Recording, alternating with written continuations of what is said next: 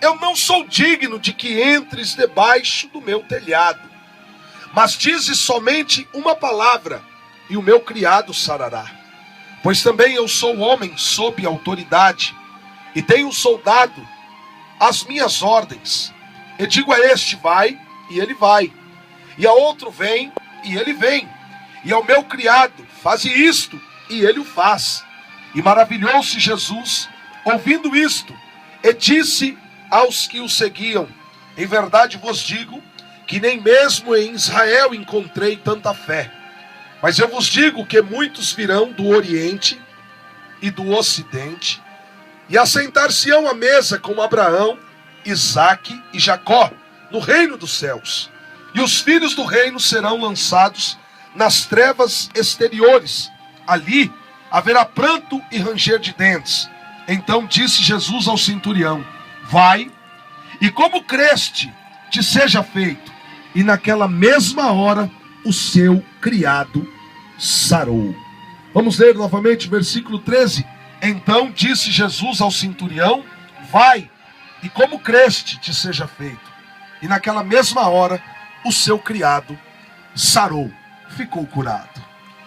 Queridos, eu olho para esse texto em que escreve Mateus, no capítulo 8, e eu percebo que neste episódio da Bíblia Sagrada, o meu Senhor Jesus, ele cita 3 dos nossos patriarcas, Abraão, Isaque e Jacó.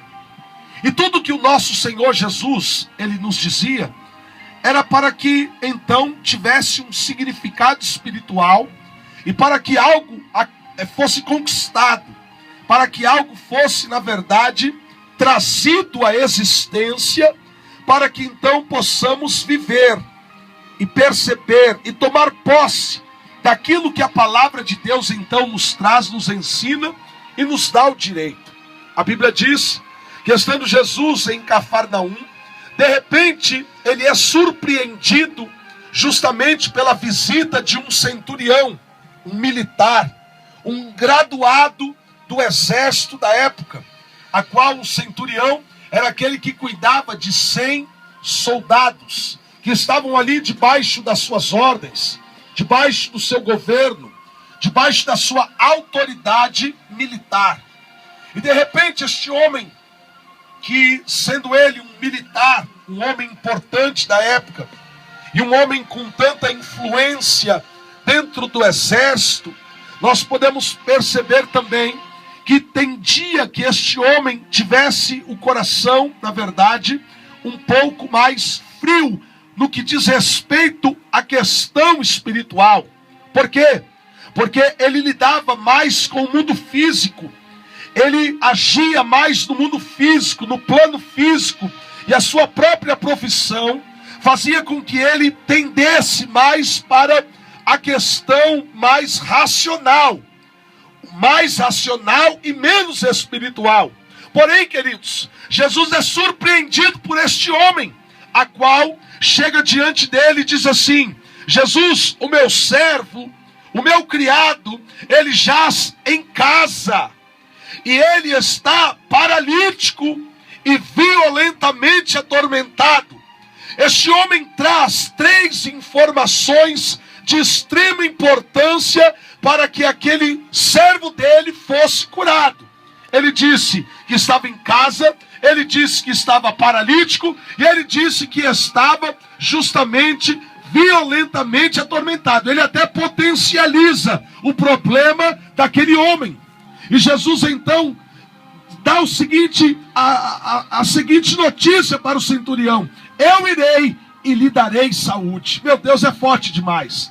Eu quero dizer algo da parte de Deus para você nesta manhã profeticamente, que o meu Jesus, ele tem o costume sim de nos visitar em nossa casa.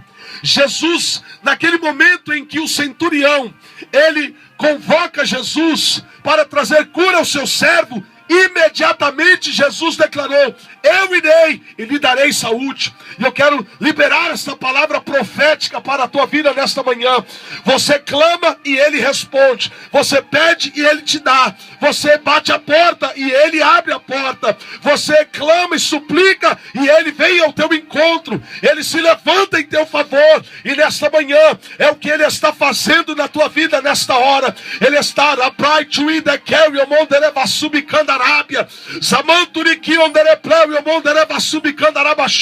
se levantando em teu favor, para que o teu problema seja solucionado, para que esta questão da tua vida seja completamente mudada, para que este problema seja sanado, para que essa situação seja resolvida, para que esta enfermidade vá embora, e para que esta dor desapareça, e para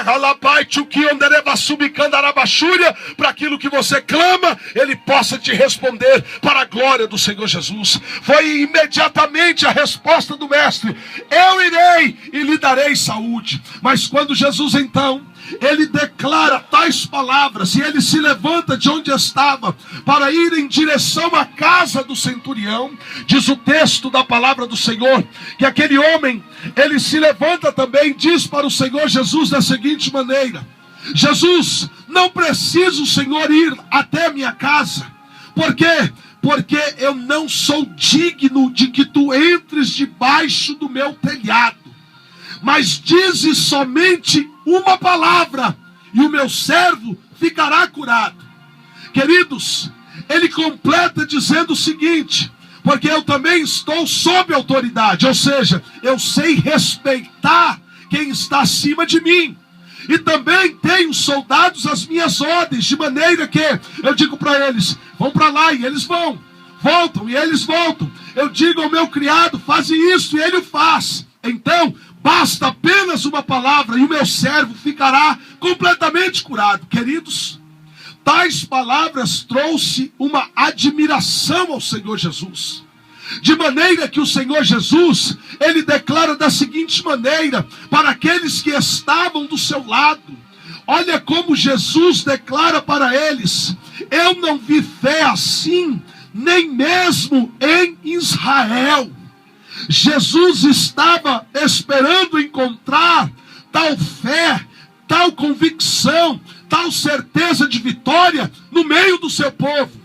E foi um ímpio que então o surpreendeu com tais palavras. Jesus fica admirado.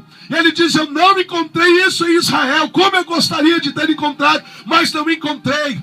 Mas eu quero dizer que muitos assentar-se-ão à mesa com Abraão, com Isaac e com Jacó. E quando eu li esse texto, queridos, eu fiquei na verdade curioso por saber por que Jesus então, ele começa a dizer acerca de Abraão, de Isaac e de Jacó, sendo que não tem nada a ver no contexto em que ele estava vivendo naquele momento. Não tinha o porquê Jesus declarar isto, e ainda mais dizer assentar-se-ão à mesa, ou seja, tornar-se-ão participantes da bênção de Abraão, de Isaac e de Jacó. E eu quero dizer algo da parte de Deus para a tua vida nesta manhã, meu irmão, porque o Senhor, ele está ministrando sobre a tua vida nesta manhã, que você, aleluia, terá participação nas bênçãos de Abraão, nas bênçãos de Isaac e nas bênçãos de Jacó. Agora, o que será que Jesus realmente estava falando? Note que quando este centurião vem dar informações acerca do seu criado, a primeira coisa que ele diz foi: ele está em casa. Ei, preste atenção, porque um dia também Abraão estava em casa. E o Senhor disse para ele: sai da tua tenda, Abraão. Sai desta tenda que você está. Por quê? Porque aquela tenda estava limitando a visão de Abraão. Aquela tenda estava sendo um impedimento para que Abraão contemplasse algo que Deus queria mostrar para ele. E muitas vezes, queridos, nós habitamos na tenda da impiedade. Muitas vezes nós habitamos na tenda justamente do pecado. Habitamos na tenda da incredulidade. Habitamos na tenda tenda da infidelidade, habitamos em tantas tendas, a qual faz com que o ser humano perca as bênçãos de Deus sobre a sua vida e se torne uma pessoa enferma, se torne uma pessoa a qual está muito aquém daquilo que Deus quer liberar sobre a vida dela. E quando Jesus declarou que muitos assentar-se-ão à mesa com Abraão, o Senhor estava dizendo já profeticamente: eu vou arrancar este homem de dentro da sua casa. Por quê?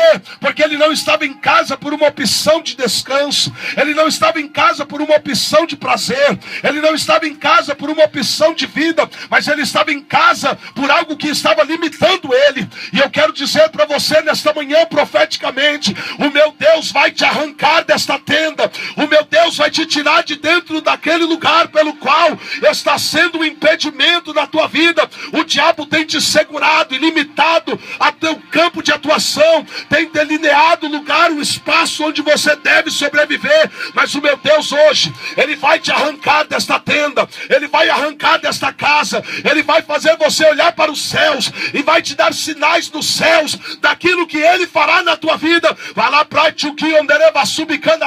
porque é tempo do Senhor cumprir a palavra dele sobre a tua vida, para a glória do Senhor Jesus. Sai deste lugar hoje, a qual o inimigo quer te prender. Saia hoje dessas cadeias espirituais, saia hoje desta jaula que o diabo queria te prender, saia hoje deste cativeiro, saia hoje deste lugar que tem limitado a tua visão, e olhe para os céus, porque o milagre de Deus vem dele. Aleluia. Toda boa dádiva e todo dom perfeito vem do Pai das luzes, em quem não há mudança e nem sombra de variação. Mas a palavra de Deus diz acerca de uma segunda informação, e a segunda informação era que aquele homem, além de estar em sua casa, ele estava paralítico.